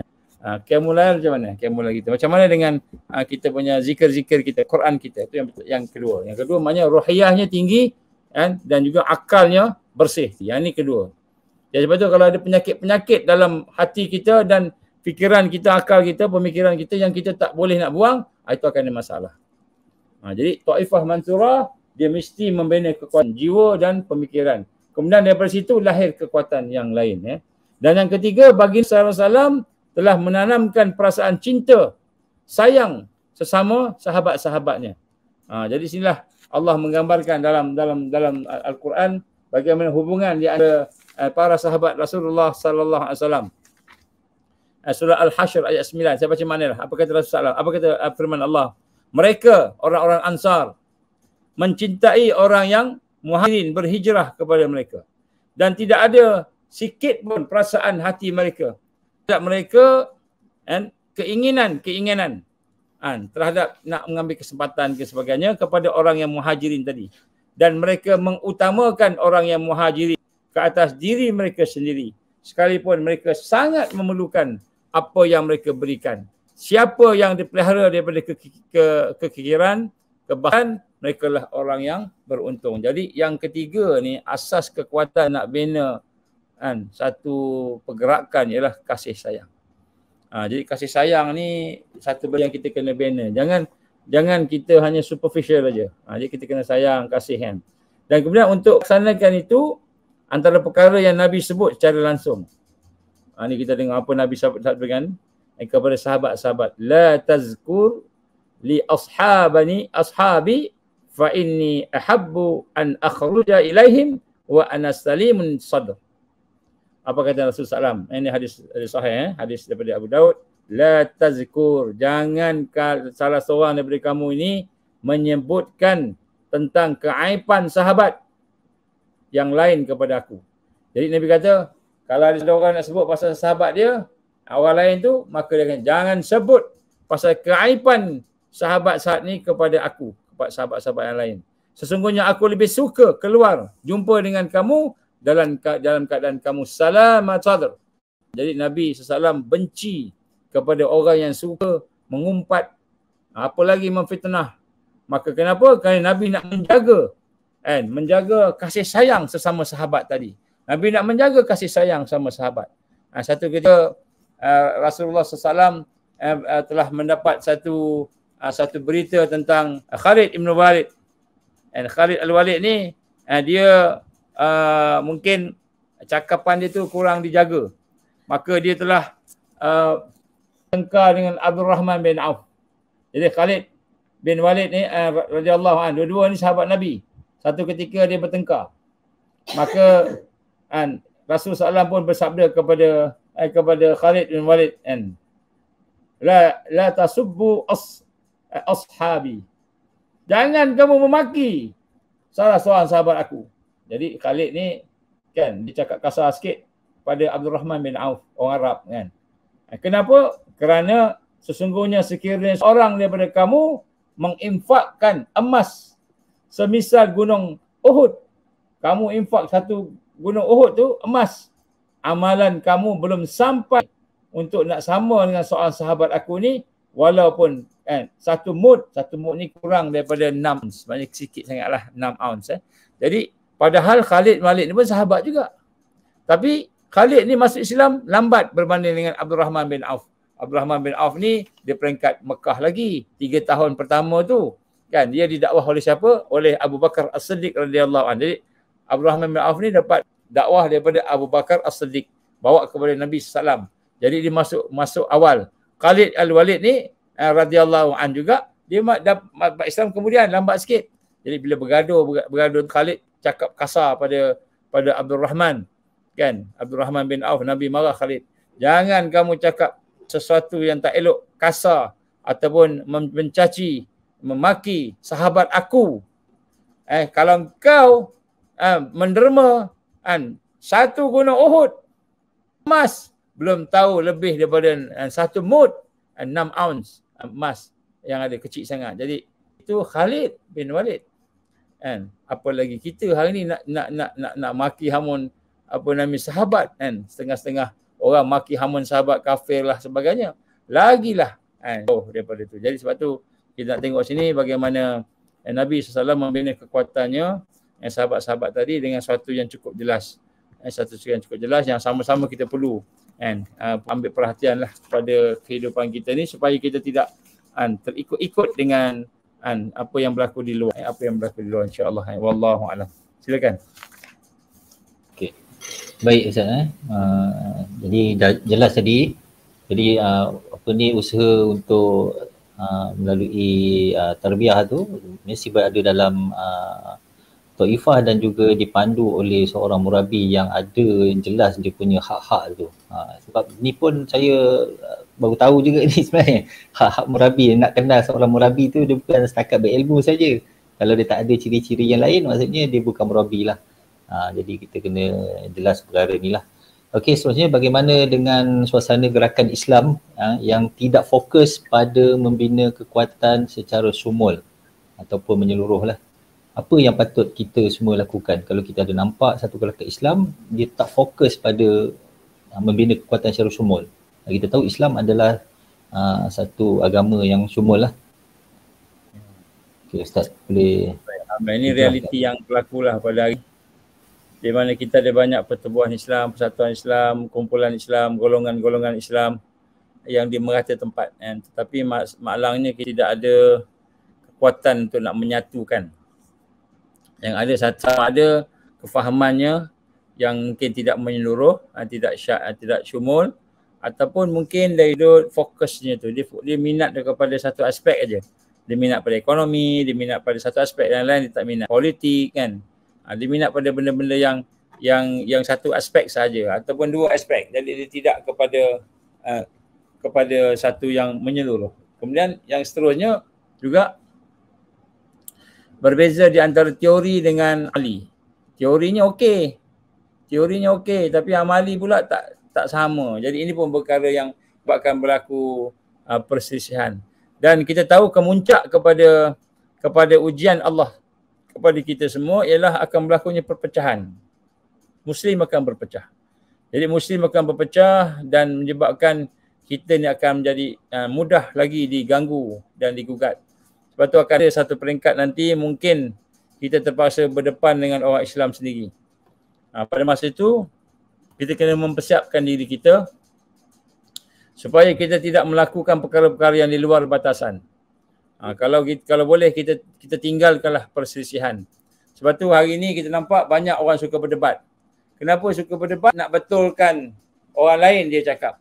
Tapi sebenarnya banyak yang lebih kepada nak menegakkan diri sendiri. Dan sebab tu kita elakkanlah perdebatan-perdebatan. Kalaulah benda tu berbentuk ilmiah dan akademik, kita buat secara yang beradab, tertutup, beradab sama-sama sebab menimbulkan kekeliruan. Kemudian kita janganlah menegakkan pandangan kita seolah kita lah yang paling baik, orang lain semua habis dan tak elok sebagainya. Jadi itu juga antara benda yang akan bawa kepada perpecahan. Ya, sebab itulah kita melihat memang betul. Allah SWT telah pun menggambarkan bahawa akan berlaku perpecahan. Nabi pun menggambarkan begitu di kalangan muslim. Jadi janji Allah juga akan ada golongan yang berpegang teguh pada din. Berpegang teguh kepada agama ini. Jadi inilah golongan-golongan yang perlu kita dekati yang betul-betul menghayati Islam tadi. Yang kita gambarkan dalam hadis Nabi yang digambarkan Rasulullah sebagai firqah najiyah, kelompok-kelompok yang diberikan kemenangan ataupun yang selamat ataupun taifah mansur, kelompok yang akan diberikan pertolongan oleh Allah Subhanahu Wa Taala. Cuma saya nak menaik mungkin apa yang disebut oleh Imam Nawawi rahimallah. Imam Nawawi rahimallah dalam syarah hadis Sahih Muslim yang telah mengatakan tentang taifah mansurah ini. Jadi digambarkan memang akan adalah perbezaan di antara kelompok-kelompok yang wujud dalam nak menegakkan Islam ini. Dan Imam Nawawi rahimallah yang telah menyatakan dalam syarahnya bahawa sebahagian daripada taifah itu akan memiliki latar belakang yang berbeza-beza. Dan ada yang bersifat gagah, berani berjihad. Ada yang jenis gagah, dia mungkin kuat berjihad. Ada yang jenis ilmuwan, para fuqaha, mereka yang di kalangan ulama alim. Dan ada juga orang-orang yang melihat kepada hadis, belajar hadis, menekuni, meneliti hadis-hadis Rasulullah SAW yang buat kajian-kajian tentang hadis-hadis Nabi SAW. Begitu juga ada juga di kalangan mereka yang fokus kepada zuhud, ahlu zuhud ataupun orang-orang yang fokus kepada pembersihan jiwa. Dan ada di kalangan taifah mansurah ni yang akan melakukan menegakkan kerja-kerja amar ma'ruf nahi munkar ataupun membuat kerja-kerja baik yang lain. Jadi boleh jadi juga mereka berada di tempat yang sama, satu tempat, ataupun mungkin mereka berada di tempat-tempat yang lain. Jadi apa yang berlaku di sini bila kita menggambarkan semua perkara tadi, maka kita hendaklah mengutamakan penyatuan dan kesatuan sesama kita. Jadi kita jangan lihat kelebihan kita dengan kelemahan kumpulan lain. Jadi kumpulan lain nampaknya tak hebat macam kita, jadi kita kata kita yang terbaik. Sebab ada masanya apa yang kita ada kuat tadi kan, tapi kita lemah bahagian yang lain. Jadi kita nak kena sama-sama takmil wal istiqmal. Jadi kita kena rasa bahawa kita perlu bekerjasama, berlapang dada dengan semua. Ya, sebab itulah kita walaupun kita ni nampak macam kita kuat, macam kita kuat lah. Kita ni kata saya ada ramai pengikut, ada ulama, ramai sebagainya, tetapi sebenarnya berbanding dengan kekufuran, munafik dan sebagainya, dia lebih besar lagi. Kalau umat Islam dari sudut bilangan kita, populasi kita baru 1.97 bilion. Kan, itu semua sekali. Berbanding dengan penduduknya 8 bilion ataupun 9 bilion. Jadi kita gambar lebih kurang 25% saja. Dan kemudian kita lihat daripada 1.97 bilion tadi, berapa orang pula yang betul-betul mengamalkan, yang kita kata amalkan sunnah tadi? Mungkin lagi sikit. Daripada yang sikit tadi tu, berapa pula peratus yang betul-betul mengikut sunnah, yang memahami perjuangan yang sebenar, yang tidak terikat dengan arus? Lagi sikit. Daripada yang itu pula, berapa ramai yang ikhlas, yang istiqamah? Lagi sikit. Jadi maknanya kalau kita rasa kita berhajatkan kepada penyatuan kekuatan tadi, maka hendaklah kita merendahkan diri kita dalam kelompok-kelompok tadi, dengan kita sama-sama cuba mencapai duduk yang pertama mesti secara berjamaah. Kalau kita seorang-seorang, kita kena cari jamaah. Tak kira lah yang jenis gagah ke, yang jenis ilmuwan ke, yang apa, mesti ada yang berbentuk taifah tadi. Dan kemudian kita kena satukan semua. Kena satukan semua. Dan Allah menggambarkan kepada kita dalam suratul Anfal. Dan Allah gambarkan dalam suratul Anfal ayat 62. Di akhir ayat dia kata apa? Huwallazi ayyadaka binasrih wa bil mu'minin. Dan Allah Subhanahu wa taala itu yang akan memperkuatkan kamu. Jadi Allah akan memperkuatkan kamu dengan pertolongannya. Jadi walaupun sikit, tapi Allah akan memperkuatkan dengan pertolongannya dan juga memberi sokongan kepada orang yang beriman. Jadi orang beriman ni kena bersatu. Jadi sebab itu pada hari ini antara perkara yang penting kita fokus kepada pembinaan tarbiyah tadi, pembinaan ukhuwah tadi, dan pembinaan kekuatan amal jama'i tadi. Kemudian amal jama'i daripada kelompok-kelompok tadi kita satukan. Kita satukan. Apa asas penyatuan? Sekurang-kurangnya kita ada 7 ataupun 8 asas penyatuan. Ini kita kena tengok. Yang pertama sekali, siapa dengan siapa kita boleh bersatu. Yang pertama ialah kesatuan akidah. Jadi mesti kita melihat akidah. Akidah ni pula Ahlus Sunnah wal Jamaah. Kita tak perlu pada orang yang sesat. Orang yang sekular, orang yang liberal, dia berpegang teguh dengan sekularnya, berpegang teguh dengan liberalnya. Kita tak perlu, tidak perlu merasakan kita rugilah tak dapat dia, tak bersama dia. Sebab Allah yang akan yang tolong kita. Allah yang akan bantu kita, bukannya manusia. Tapi Allah akan bantu dengan maksima kita usahalah, maksima kita bersatu. Yang pertama, kesatuan akidah. Akidah adalah asas kepada kesatuan. Yang kedua, kesatuan dari sudut ibadah. Ibadah ni dari sudut manhaj yang sahih. Maksudnya bukan ibadah-ibadah yang sesat. Kalau benda itu nampak kufur, benda-benda itu, jadi kita tahan dululah. Bukan bergaduh, tahan dulu. Tapi maknanya kita tengok dari sudut ibadahnya tidak melampaui batas akidah tadi. Yang ketiga, kesatuan dari sudut adat dan perilaku akhlak. Jadi kita bersatu ni atas dasar akhlak. Bukan hanya sekadar kita kata kita ni Islam sama Islam, tapi nak tengok akhlak dia. Macam mana saksiah dia, kepribadian dia. Bagaimana cara dia menanggapi saudaranya, ibu bapanya, keluarganya dan sebagainya. Dan yang keempat ialah kesatuan dari sudut jalan. Jalan kita tengok apa maksud jalan? Sunnah Rasulullah sallallahu alaihi wasallam. Macam mana Rasulullah buat? Jadi kita tak boleh nak buat sesuatu yang berlanggaran dengan sunnah Rasulullah sallallahu alaihi wasallam. Mesti ikut sunnah. Sunnah ni pula bukan hanya satu aspek. Sunnah ni ada banyak. Paling kurang JDT lah yang tergambar kata kan. Itu paling kurang. Jadi nak sebut kat sini jalan. Kalau sama, insya-Allah kita boleh bersatu. Yang kedua, yang kelima, kesatuan dari sudut dustur. Dustur ni ialah bahawa kita ingin menegakkan Al-Quran, menegakkan Islam. Bukan menegakkan kaum, menegakkan kepentingan-kepentingan selain daripada apa yang diperintahkan oleh Allah Subhanahu Wa Taala. Maksudnya dari sudut dusturnya, perlembagaannya itu ingin menegakkan Al-Quran. Yang kelima ni ialah Al-Quran. Yang kita nak tegakkan Al-Quran. Bukan kita nak tegakkan setakat ekonomi, setakat politik, setakat ibadah, setakat zikir dan kita bersihkan jiwa, tapi nak menegakkan Al-Quran. Mereka keseluruhan ajaran Al-Quran tu kita nak tegakkan. Jadi maknanya mereka yang punya kefahaman-kefahaman ini kita boleh bersama dengan dia. Kemudian yang keenam ialah kesatuan dari sudut pimpinan. Maksud pimpinan di sini ialah pemimpin yang bertakwa. Maksudnya at-taqwa menjadi asas kepada kepimpinan, sama ada di kalangan ulama ataupun profesional. Kita ada dua ini, ulama atau profesional. Jadi profesional ni mungkin latihannya banyak kepada pengurusan dan kepimpinan. Ulama ni kan latihan dia atau kepakaran ni bahagian hukum-hukum dan mungkin bahagian-bahagian penerangan, pendetailan tentang sesuatu perkara dalam agama. Jadi kita nak kena gabungkan ulama dan profesional supaya ulama dan profesional ini boleh berjalan sekali. Jadi ada kelompok yang profesional, ada kelompok yang agama, tapi penyatuan tu datang daripada at-taqwa yang ada pada kepimpinan tadi. Kemudian yang selain daripada itu ada sudut sejarah kebangkitan, maknanya negara-negara, dan juga ada sudut Arab, bahasa Arab. Jadi itu kesatuan. Jadi ini adalah antara perkara-perkara yang penting. Maknanya kepelbagaian gerakan Islam yang ada di hadapan kita, pertubuhan, kelompok-kelompok yang ada, bukanlah maknanya kepelbagaian itu akan membawa kepada perpecahan. Tetapi sebenarnya bila kita melihat perkara-perkara yang sama dengan apa yang ada kepada kita, akidahnya, ibadahnya, akhlaknya, jalan sunnahnya, dusturnya, nak tegakkan Quran tadi, dari sudut takwa kepimpinan tadi.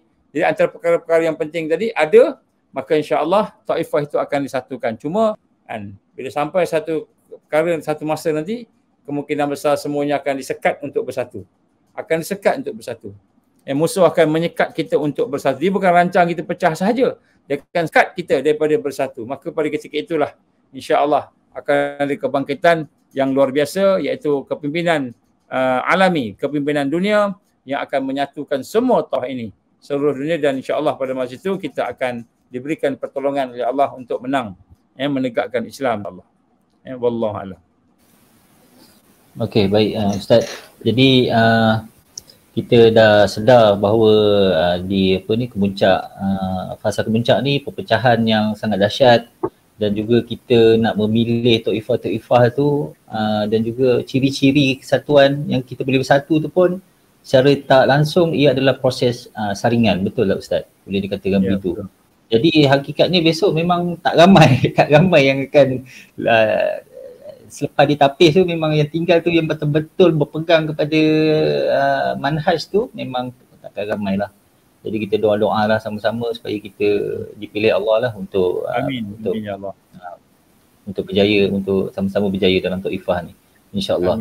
Okey, jadi saya juga nak menyeru sebenarnya kepada rakan-rakan yang sahabat-sahabat yang menonton live pada malam ni, yang masih lagi belum bersama dengan Ansar, kita jemput sama-sama untuk bersama kita hidupkan sunnah JDT ni, jihad dakwah dan tarbiyah, dan kita lalui proses tarbiyah yang memang kita dah disusun, kita dah memang susun. Macam untuk tahun baru Cina ni kita akan ada buat tamrin yang keempat dah. Mungkin ada mereka yang dah lalui proses tamrin 1 hingga 3, insya-Allah raya Cina ni kita akan pergi ke peringkat seterusnya, iaitu tamrin 4. Pada yang baru kita boleh masuk dalam Ansar dan kita ikut proses yang telah disusun sama-sama, insya-Allah. Okey, jadi kita pun dah sampai kepada hujung rancangan. Alhamdulillah banyak sangat yang Ustaz telah kongsikan.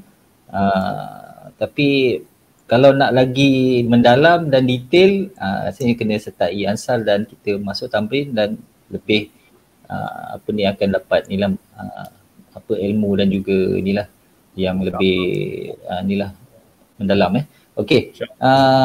Jadi sebelum kita tutup, saya nak ucapkan ribuan terima kasih kepada Ustaz untuk malam ni. Dan sebelum tu saya nak serahkan kepada Brother Aki kalau ada apa-apa nak kongsikan sebagai penutup pada malam ni. Mungkin ada nak ulas sedikit ataupun ada buat kesimpulan atas tajuk kita Alhamdulillah. Terima kasih Acik. InsyaAllah dengan perbincangan kita pada malam ni, insyaAllah moga Allah berikan kita satu jentikan ataupun suntikan untuk kita sama-sama berubah ke arah yang lebih baik, memantapkan lagi amal kita, sama dengan amalan kita. Mudah-mudahan kita semua ni tergolong dalam kelompok Taifah Mansurah atau Amin. Dapat membantu pembentukan Mansurah ini, insyaAllah Cik. Amin. Baik. Terima kasih Brother Aki. Okey, sebelum kita tutup, jadi kita nak jemput kepada Ustaz untuk bacakan doa pada malam ni, insyaAllah. Sebelum baca doa, saya nak buat pengumuman sikit. Diizinkan. Yang pertama sekali, insyaAllah 7 hari Sabtu ni kita akan ada satu gotong royong di Rimbunan Kelih. Gotong royong tu salah satunya nak membina tempat tapak untuk membina surau lah, simple, surau-surau simple ni. So kita masih lagi memerlukan siapa-siapa yang boleh nak memberi dana sikit lah untuk kita bina surau kemah je, simple je kan, insyaAllah, yang sifat temporary. Tapi dia akan digunakan untuk aktiviti ihya Ramadan dan sebagainya lah. Jadi kemudian yang kedua, gotong royong tu juga akan guna untuk nak cuba membersihkan kawasan-kawasan yang kita nak guna untuk tanaman-tanaman ladang rakyat. Jadi insyaAllah jemput semualah ahli Ansar yang ada ke lapangan. Kita akan bermula mula pada 7 bulan Sabtu pagi tu. InsyaAllah sampai sepanjang siang tu kita akan buat royong. Malam tu insyaAllah sesi bersama-sama lah, kita akan bincang tentang perkara yang berlaku sekarang, kontemporari dan sebagainya. Dan insyaAllah esoknya tu kalau perlu ada satu sambung, kita sambung esok, kata kita akan habislah tengah hari ataupun petang. Jadi saya jemput semua sekali, terutamanya mereka yang mungkin nak berkenalan dengan Ansar. Jadi mungkin boleh datanglah ke tempat tu. Mungkin Brother Aki ataupun Cik Eddie boleh bagikan lokasi ke ataupun alamat tempat tu supaya kawan-kawan kita daripada yang lain pun dapat datang insya-Allah bersama-sama. Sebab kita dah masuk dah tahun baru. Jadi tahun baru ni ada macam-macam perkara lah. Jadi kita masih lagi kita open kepada siapa-siapa saja yang berminat untuk nak bersama, insya-Allah. Kita jemput semua. Malam tu kita akan bincang, insya-Allah. Kalau ada rezeki kita boleh buat barbecue lah malam tu. Baiklah, sedikit ni. Kemudian insya-Allah kita juga rancang untuk membuat satu media, kita panggil media center. Masih lagi dalam kita tengah nak dapatkan tempatnya. Kita nak buat guna kontena aje. Sekarang ni tim media kita, Cik Edi kita lah yang memimpinnya, insya-Allah, dan juga kawan-kawan sahabat-sahabat kita yang lain. Jadi mudah-mudahan media center tu akan jadi sebagai pusat dakwah lah, kita nak menyampaikan kepada lain, insya-Allah. Jadi itulah sikit sebanyaklah. Baik. Auzubillahi minasyaitonir rajim. Bismillahirrahmanirrahim. Alhamdulillahirabbil alamin wassalatu wassalamu ala asyrafil anbiya'i wal mursalin wa ala alihi wa sahbihi ajma'in. Allahumma innaka ta'lam anna hadhihi al-qulub qad istamat ala mahabbatik wa taqat ala ta'atik wa tawahadat ala da'watik wa ta'ahadat ala nusrati syari'atik wa sikillahumma rabitataha wa adimuddaha wa hdiha subulaha wa amla'aha binurika alladhi la yakhbu wa syrah sudurha bifaidil imani bik wa jamil tawakkul alaik wa ahyiha bima'rifatik wa amit ala syahati fi sabilik. Ya Allah, innaka ni'mal maula wa ni'mal nasir. Allahumma ya muqallibal qulub tsabbit qulubana ala dinik wa ala ta'atik wa ala jihad fi sabilik. La ilaha illa anta subhanaka inna kunna minaz zalimin. Allahumma inna na'udzubika min azabi jahannam. Allahumma inna na'udzubika min azabil qabr. Allahumma inna na'udzubika min fitnatil mahya wal mamat. Allahumma inna na'udzubika min fitnatil masiihid dajjal. Allahumma inna na'udzubika min al-ma'sam wal maghram. Rabbana la tuzigh qulubana ba'da idh hadaitana wa hab lana min ladunka rahmah innaka antal wahhab. Rabbana atmim lana nurana waghfir lana innaka ala kulli syai'in qadir. Rabbana atina fid dunya hasanah وفي الآخرة حسنة وقنا عذاب النار وصلى الله على سيدنا محمد وعلى آله وصحبه وبارك وسلم سبحان ربك رب العزة عما يصفون والسلام على المرسلين والحمد لله رب العالمين. والله. Amin amin ya rabbal alamin. Syukur alhamdulillah kita dah sampai ke penghujung rancangan. Jadi seperti yang Ustaz sebutkan tadi, kita jemputlah pada sahabat-sahabat yang hendak berkenalan dengan Ansar, boleh datanglah hari 7 dan 8 bulan ni. InsyaAllah satu Ahad kita ada program gotong royong untuk pembinaan surau. Pada yang nak infak, boleh kita dah ada keluarkan iklan di page Ansar Malaysia Facebook, ada nombor akaun, kita boleh boleh infak lah. Okey. Jadi saya nak ucapkan ribuan terima kasih kepada semua para sahabat yang menonton pada malam ni, sahabat Ansar dan juga yang lain-lain. Terima kasih kerana menyokong program Sembang Konspirasi santai tapi berisi daripada episod pertama hingga hari ini, yang masih setia, yang menyokong. Kita kongsi-kongsikanlah kita punya program ni kepada sahabat-sahabat dan juga saudara mara kita lah. Okey. Kita nak kita nak tutup malam ini dengan tasbih kifarah dan juga surah Al-Asr, insya-Allah. Subhanakallah wa bihamdika la ilaha illa anta astaghfiruka wa atubu ilaik. Ila allazina amanu.